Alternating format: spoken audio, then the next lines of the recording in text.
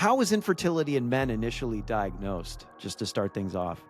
But it's also an indicator that there's something going on in the body, right? And you want to root that out, but it can contribute to insulin resistance. It can drive more stress response. That many people are having issues on both sides. That's very telling about the health of people today, isn't it? But if you think about, your sweat, urine, and your gut are the way that you take out the trash. And for you to say that there's guys with iron overload, should men be checking ferritin You levels? know, most people assume in a couple that it's the woman. And statistically, depending on what research study you're looking at, it basically equals out. It's like 30, 30, 30, which is like 30% the woman, 30% the man, and 30 to 40% both.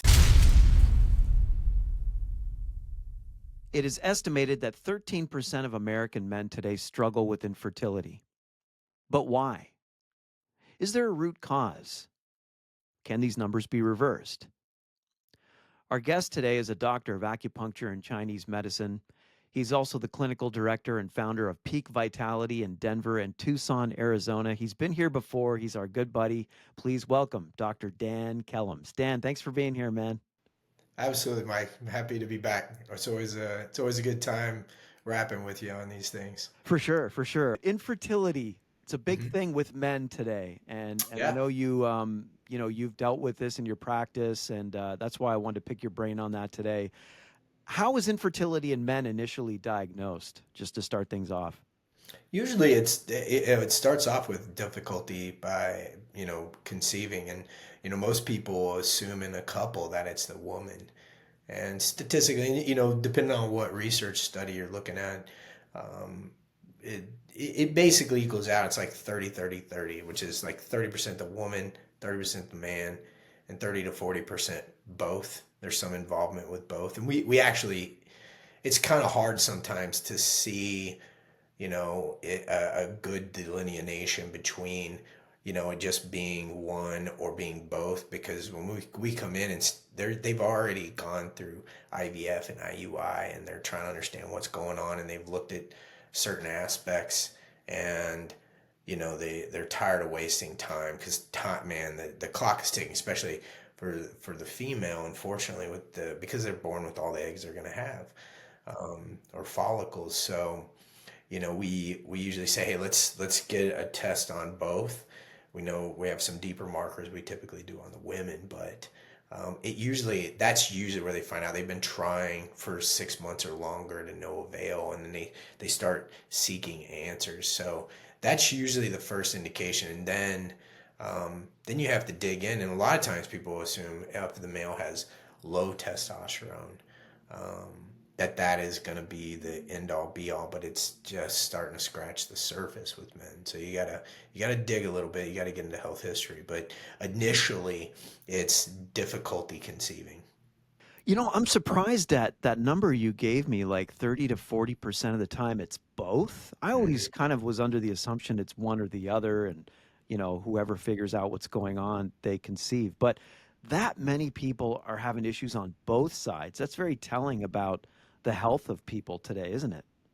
Yeah, and if even if you're just getting into it, because a lot of times people ask me, like, why am I talking about it with my background? I'm not an MD, or an endocrinologist, and I was starting with, I had people coming in from the natural medicine side, so we're using herbs and things like that, and we're an integrative office. We actually have a full medical staff, so they bring in that medical knowledge, but after years of working together, and the team just massively looking at that research, and that's what we really started to find, because you would work on one, and it really, um, we'd find that if we were only working on one person, the success odds were not really enhanced that much until you worked on both people. Really? But yeah, and if you think about, you hear so much about endocrine disruptors and microplastics, and I'll tell you, from what we've seen, the most potent endocrine disruptors tends to be the lack of clearance of your own hormone metabolites, like your body just not clearing that stuff out, whether it's the gut or some micronutrients that you're missing. I mean, that's on a very surface level approach. It's this like deficiency, toxicity, dysfunction in the gut that we see, that when we optimize for those things, that really helps people tremendously. So are we, in a sense, you're talking about the metabolites of our own hormones and our own endocrine systems. Are we poisoning ourselves because our detox pathways aren't working properly? I don't know if poisoning is. One could make the argument. Yeah, I mean, Mhm. like maybe it's self-induced, but I always think about it like, and this is a man, this is a really simplified or dumbed down version of this idea. But if you think about, your sweat, urine, and your gut are the way that you take out the trash. Yeah. And everything that's happening in your body's being processed through the kidney and the liver and through all these other, even just your other organs. Like all organs make some type of like hormone compound, and you have to clear those out. And if the gut is not working at its best, or there's stressors or additional things, if you're on medications or you have these deficiencies or other things that are going on, you're not you don't have the ability to optimally clear some of these what are called hormone metabolites, and they are some of the biggest things. So one, your ability to process the trash and then get it out of the body, that, and if that builds up over time, it creates a disruption. So maybe not poison, Yeah. but like I said, an argument could probably be made about that. But the more likely explanation is we're building up a bunch of trash that we can't get rid of. Yeah.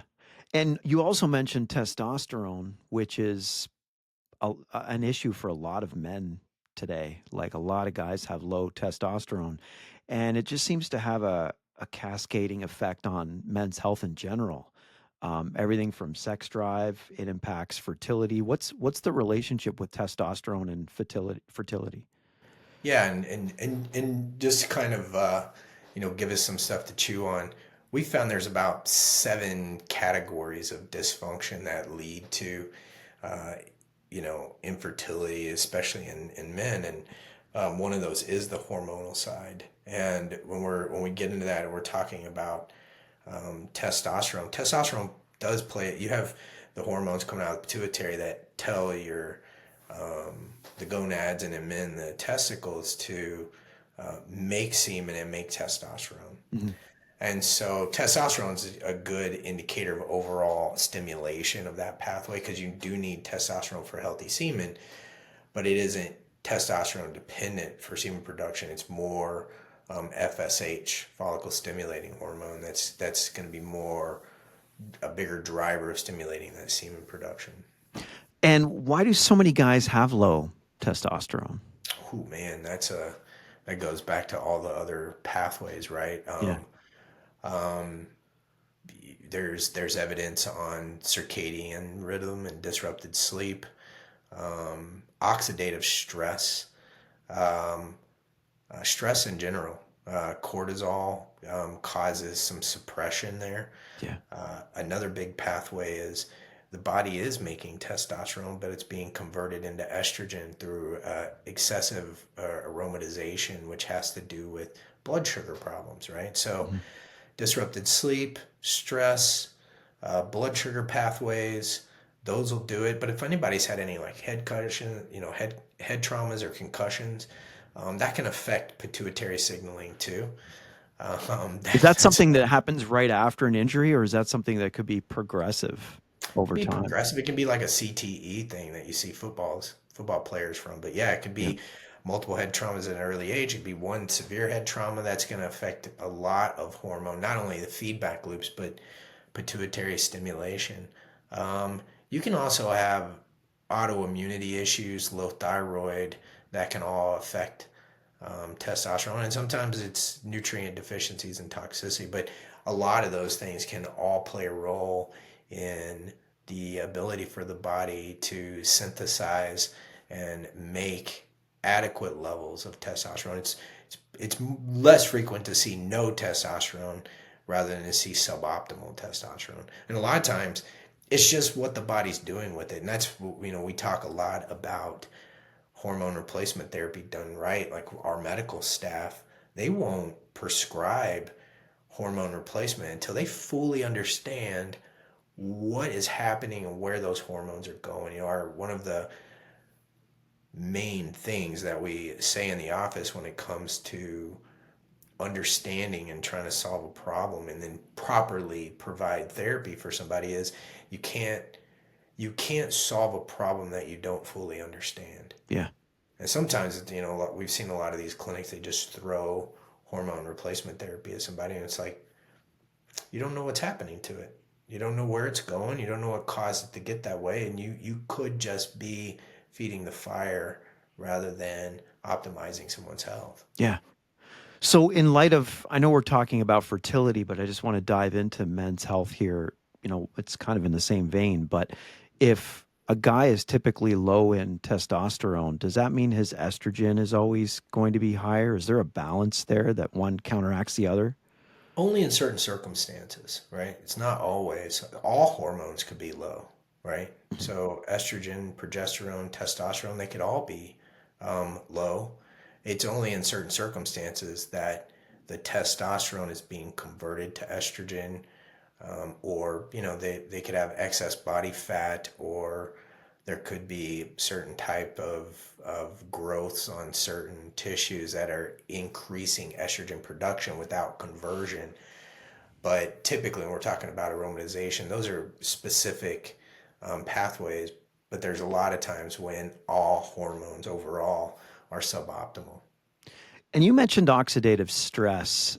That seems to be like a catalyst for like everything that's wrong with us today, right? And not Yeah. just fertility. What are some of the things that you do to counter oxidative stress? And it might not just be in a fertility setting. You probably deal with this with like a large portion of your patients just because that's what leads them to the doctor's office, especially a doctor like yourself, where they might be searching for root causes and not just looking for a band-aid in a lot of instances. So, how do you counter oxidative stress when you're treating patients?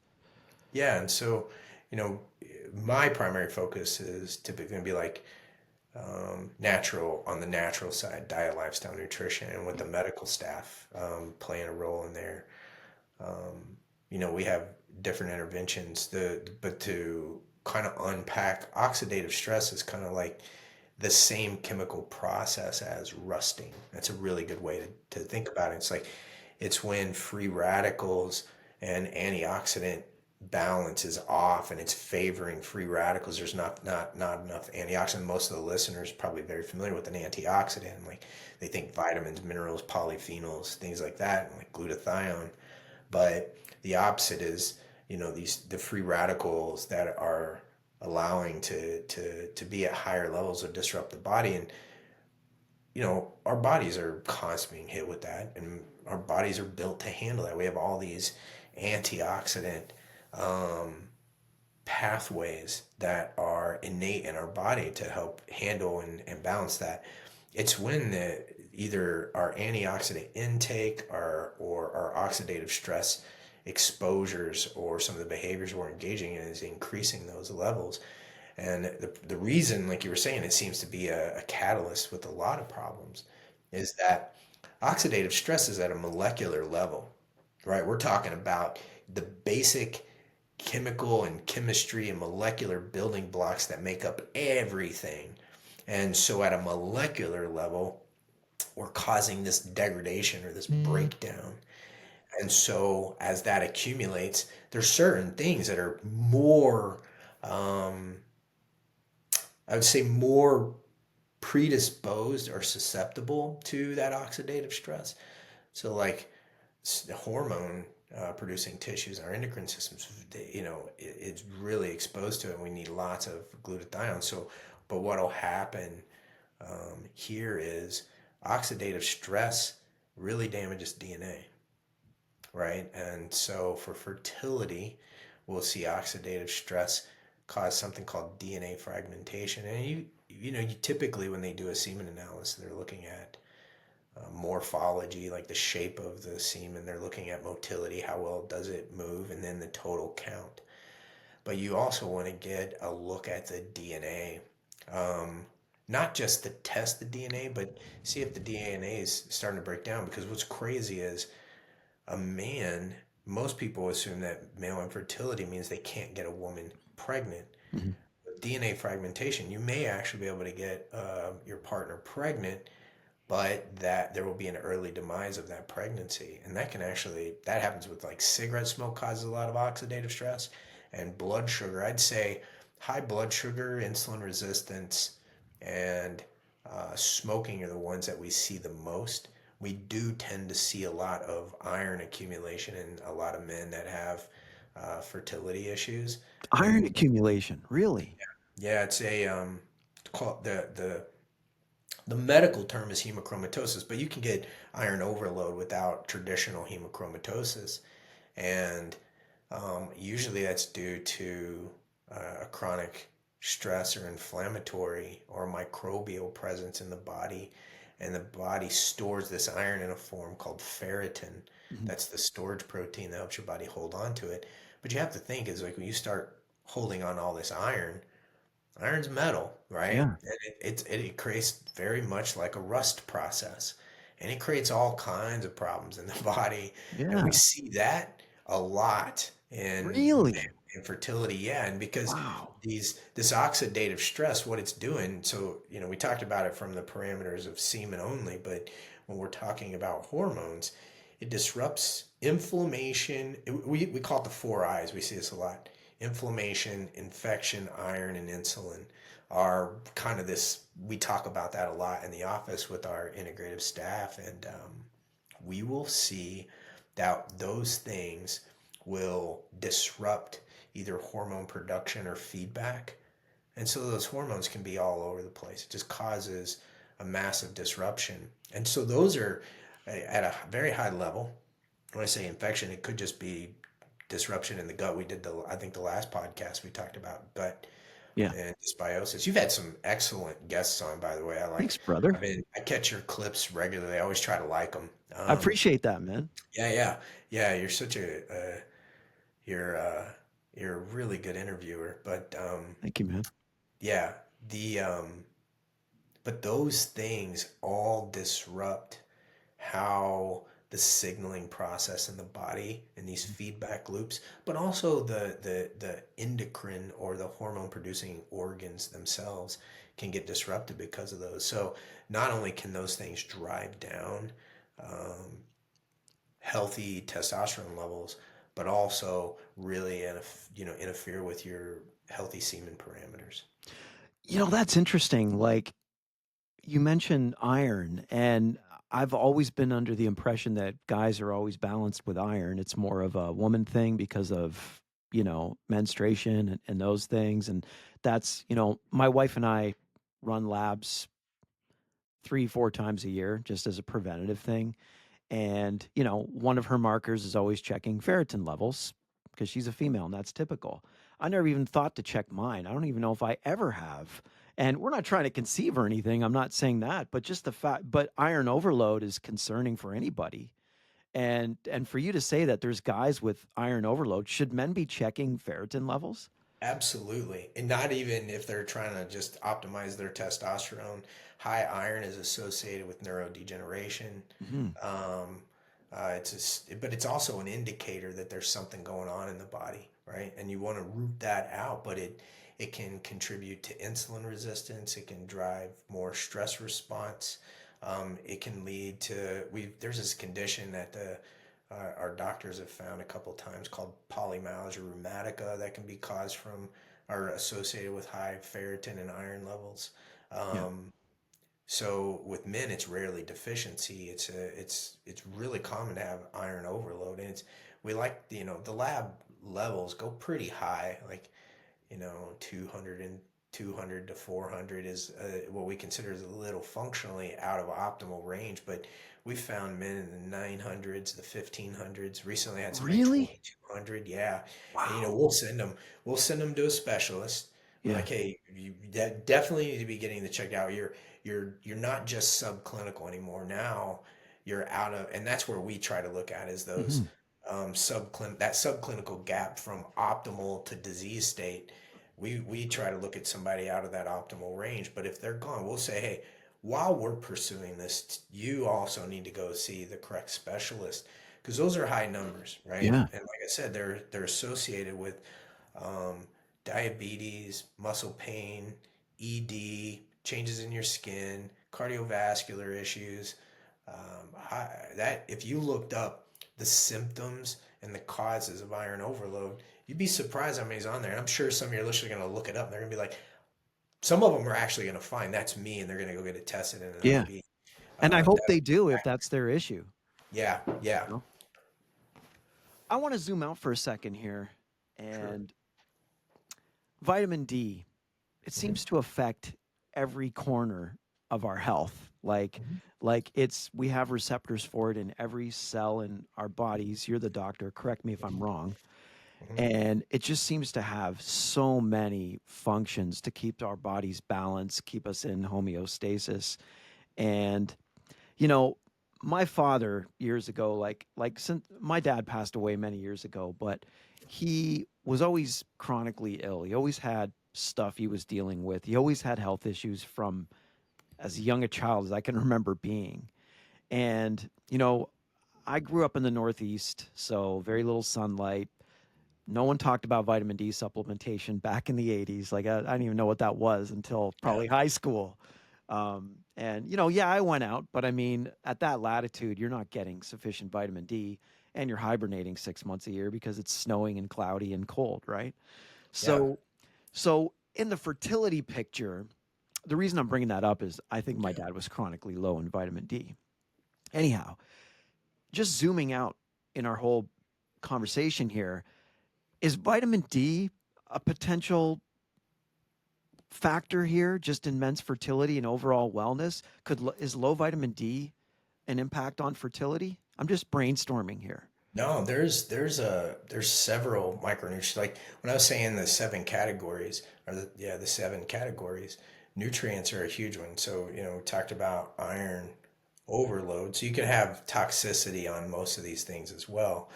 But vitamin D is critical from a few key points, especially when we're talking about fertility and sexual health. There are vitamin D receptors on both the pituitary gland and the testes that have a role in the regulation of testosterone biosynthesis. And so that's really key. Matter of fact, there's studies that link low vitamin D to hypogonadism, so underproduction, reduced libido. So that's huge. The other, one of the other things that we'll see quite a bit is vitamin D plays a role in your vascular health, right? So, vascular tone and what's called nitric oxide and the endothelial cells on the inside of your blood vessels. And so, vitamin D is a critical player not only in hormone production, but sexual and erectile function. It's you have to have it. You have reduced um, erectile capacity or function if your vitamin D is suboptimal or chronically low. It seems to me like vitamin D is like step one for any wellness journey. Like because of the different impacts it has in so many systems in our bodies. And when I'm talking to friends or talking to people, outside of here, and they're dealing with an issue, I always say, make sure you check your vitamin D.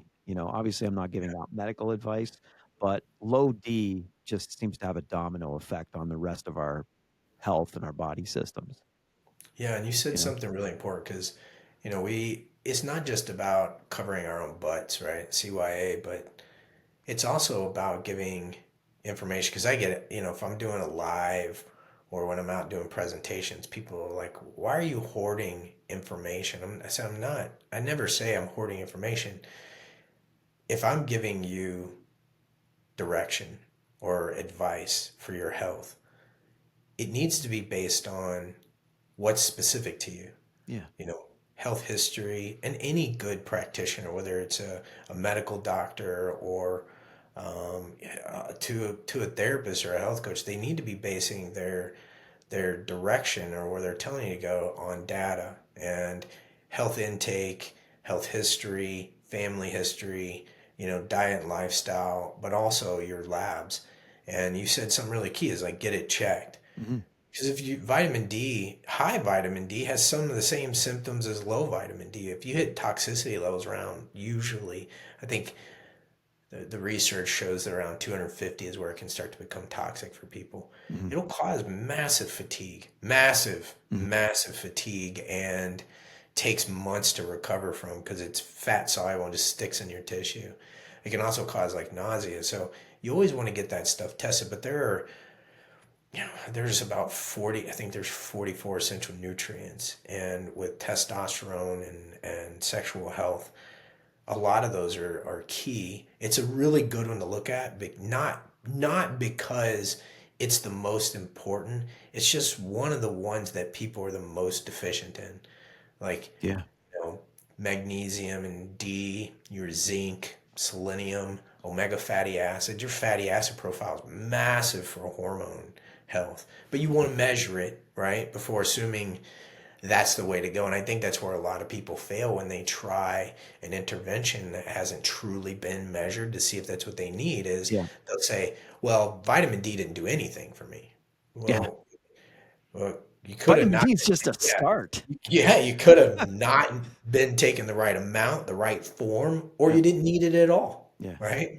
So, but all the vitamins are really important. It's just vitamin D is a consistent deficiency Yeah. that we see regularly, and that's why, it's so common to hear so much about it. But see, that's why people, Dan, they got to go to docs like you. And I mean this sincerely because when you go to so many primary care practitioners, at least in America, it's the same thing. It's just like a cookie cutter approach to symptoms and medications to take care of those symptoms, and out the door you go, and they bill your insurance carrier.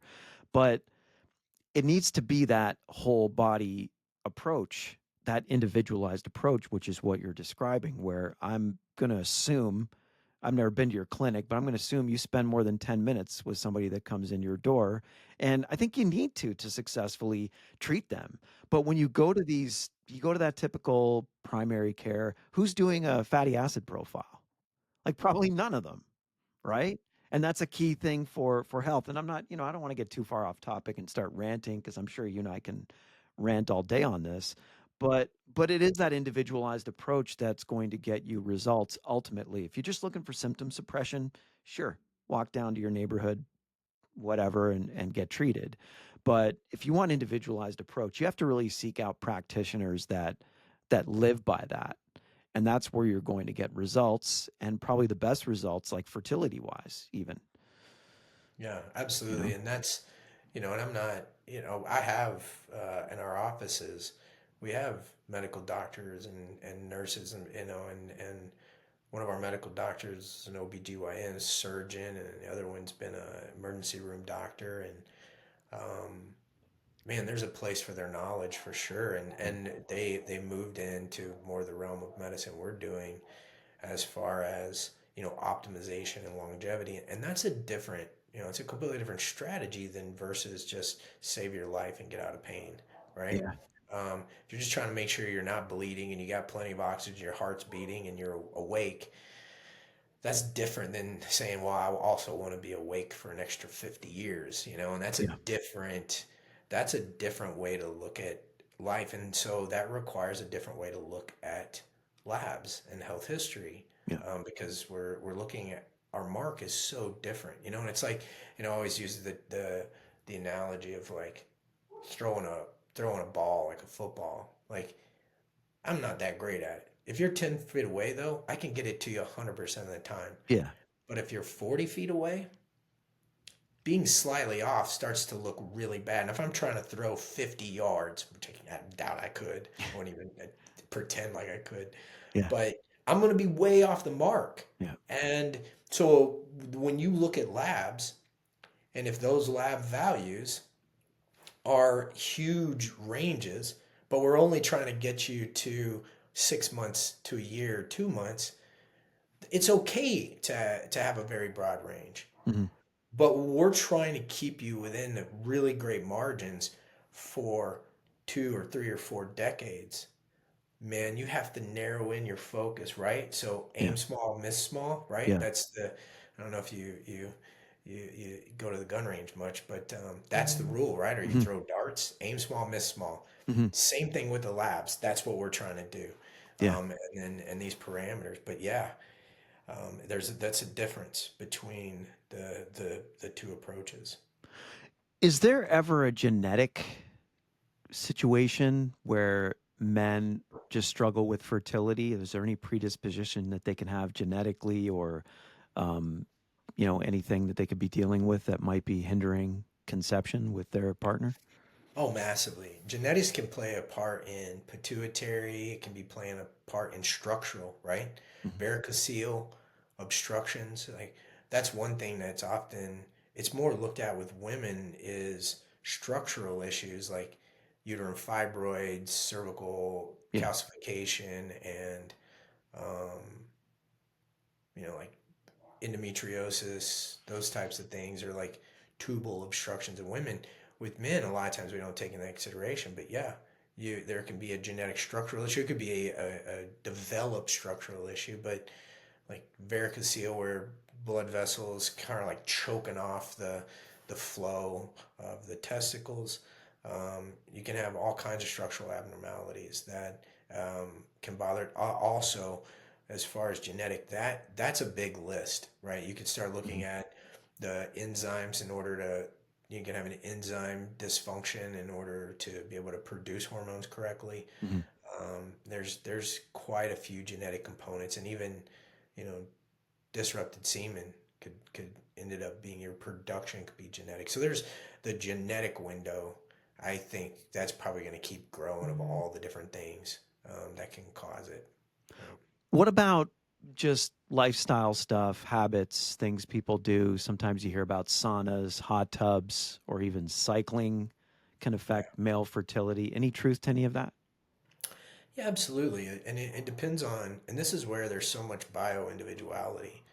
Some men can get on a hot tub regularly and have no problem with it, and others, you know, it can have an impact. One of the things that we have to consider is looking at the problem as being multifactorial.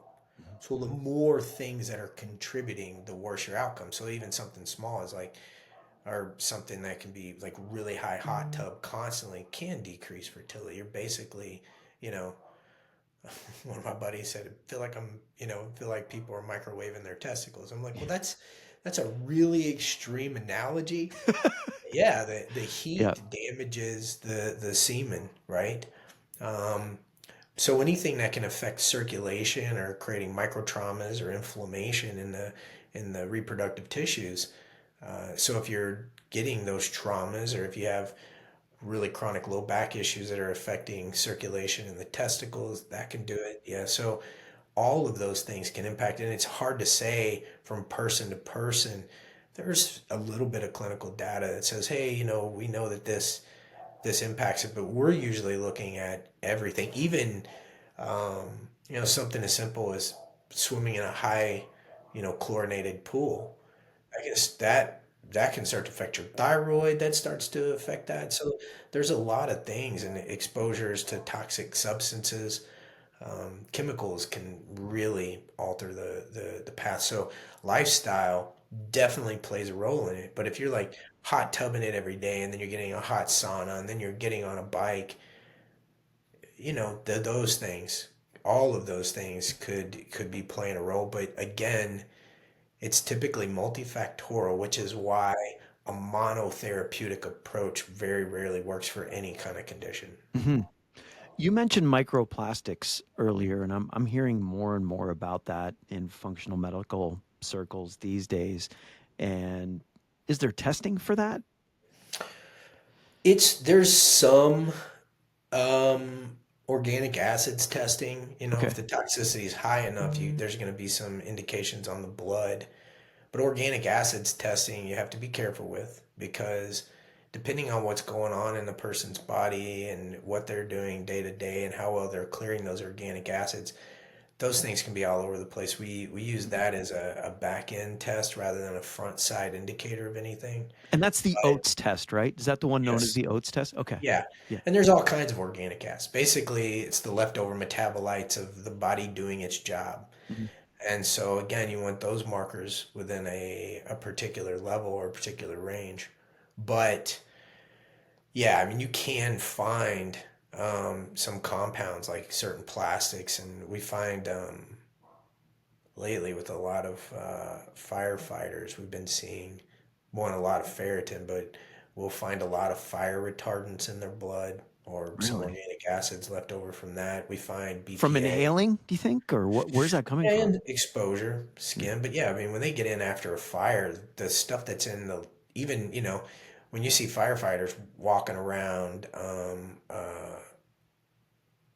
the remains of a building that's burned down and it's still smoldering, there's still things being put in the air from Yeah.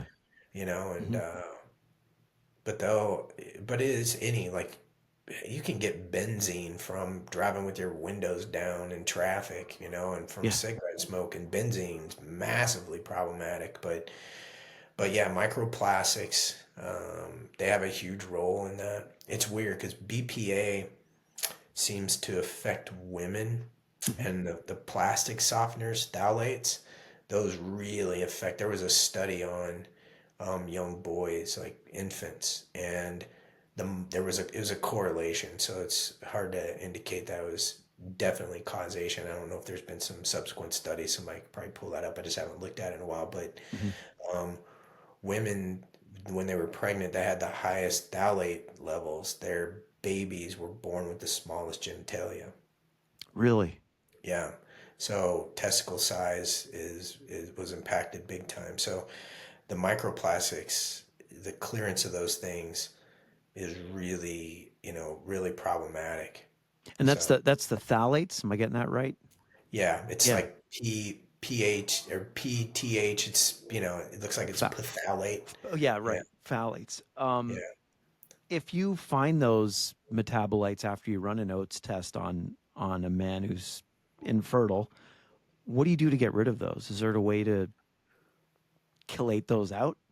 Yeah. I mean, and the first thing, whether you're dealing with like chemical exposure or mold exposure or anything like that, your first step is always stop exposure Mhm. or reduce exposure, right? So you really have to dig in, and this is where you can't just spend 10 minutes with somebody. You got Yeah. to go, okay, where is this coming from? Is it the lining in the canned soup they're eating every day? Is it you're microwaving everything in a plastic containers because your pipes in your house are made out of PVC?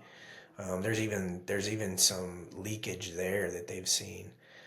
So all these things accumulate, but first you reduce exposure. The second thing that you do is you don't have to go to real extreme levels. You just want to support your body's removal processes. You make sure that your body has what it needs to do its detoxification, support your kidney health, take the pressure off the kidneys by doing things that chronic dehydration, excessive alcohol intake. There's even an argument to say how much alcohol is too much. Like any amount could be too much. It is a class one carcinogen, but um, you know, but then supporting like gut, liver, and we have these natural binders. Our gut bacteria and those types of things are really good for that. So a lot of people, they're not affected like someone else, and it's usually because all those processes in their body are being properly supported, or they don't have any dysfunction there. But you know, you have to mobilize that. But there's the unfortunate side of some of these persistent organic pollutants or pops and these what they call the forever chemicals.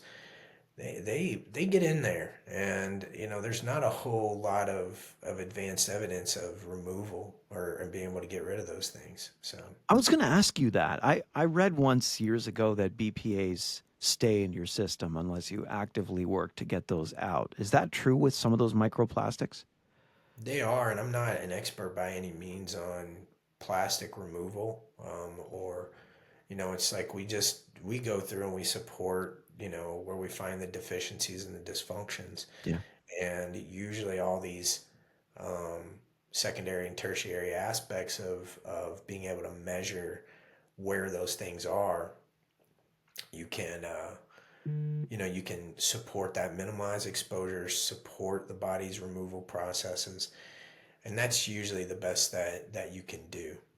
And we get a lot of got a lot of people coming in and they're reading these blogs or these subjective, but very, very little human data saying, hey, Mhm. this is true evidence that it's there and this is true evidence of removal. Um, all you do, you support the body. Our bodies are amazingly resilient, Mhm. amazingly adaptable if it's been properly supported. So we tend to focus more on that. But there are some things like we found somebody had cobalt toxicity from hip replacement, and there are some things to do to help clear those levels, and we could retest that directly Mhm. and see that those circulating levels had come down. So there are certain things that we know, there's some good clinical and scientific literature of saying, hey, this is where my medical staff will come in and they're like, we're going to do this, this, and this, right? And Yeah. there's some other things like chlorella and algae and probiotics that Mhm. help the body's natural support of those things. So you do what you can, one, to minimize exposure and optimize how your body functions. Those are the best first two steps. The rest of it needs to be left to a professional as far as removing certain chemicals because you got to be very careful. We'll see people try to take this stuff on their own and they have no they have no background for how to measure dosage Yeah. and what they're doing, and there is real science behind that, and so you got to be careful. People make themselves sick like crazy. Yeah. Yeah, I can imagine. I just have to think that if you take the right steps, you work with a doctor like yourself or somebody that's like-minded, that if you keep those detox pathways moving, you're probably going to have best results, just not even in fertility, just overall, Yeah. right? Yes, and man, I still it's crazy because staying active, you know, Mhm. keeping those pathways moving is also a part and due to keeping your body moving, and Mhm. that is, man, getting just a natural sweat on and making sure your gut is moving and you're having a bowel movement regularly and you're not dehydrated, you know, and those are all, really key. Yeah. Couldn't agree more, man. So Dan, plug your clinics. I know you have one in Denver that you just got back from and you're in Tucson, right? They're both called Peak Vitality. Well, no, my clinic is Peak Vitality, and that's in Denver. And that's all the clinics are integrated. There's just some clinics that I work as a consultant with that I would highly, if people are in the area, I'd recommend that they go to is Tucson Wellness. They have multiple locations throughout Tucson. And then Ageless Future and East West Health out of Utah. They also have a location in New Jersey. Um, but people can reach out to me on any of those. But these are tried and true clinics that, I know what they do. I see the results. You can look at their reviews. And I would say that's always a key piece. Look at their reviews. We typically at Peak, we typically get the difficult cases where people have kind of fallen through the cracks, you know. And so it really takes a collaborative team approach, an integrative team approach to help those people. Um, but yeah, any of the clinics, man, they give exceptional care that's individual based. And again, aim small, miss small. We're looking at the finer details and really take the time to get to know somebody and understand, even from the get go, not only what's been going on with them, but what are the right labs and diagnostics to truly understand what's unique about that individual and how we can help them. Awesome. Well, I'll make sure to include that in the show notes. Dr. Dan Kellams, thanks for hanging out with us. I can't wait to have you back, man. Yeah, I love being here, Mike. Thank you so much every time. Awesome. And that'll do it for this edition. Drop us a comment, show us some love, and big shout out to our viewers and listeners in India. Thanks for your support and being part of our community. And always check us out at mikecpodcast.com. Until next time, bye, everybody.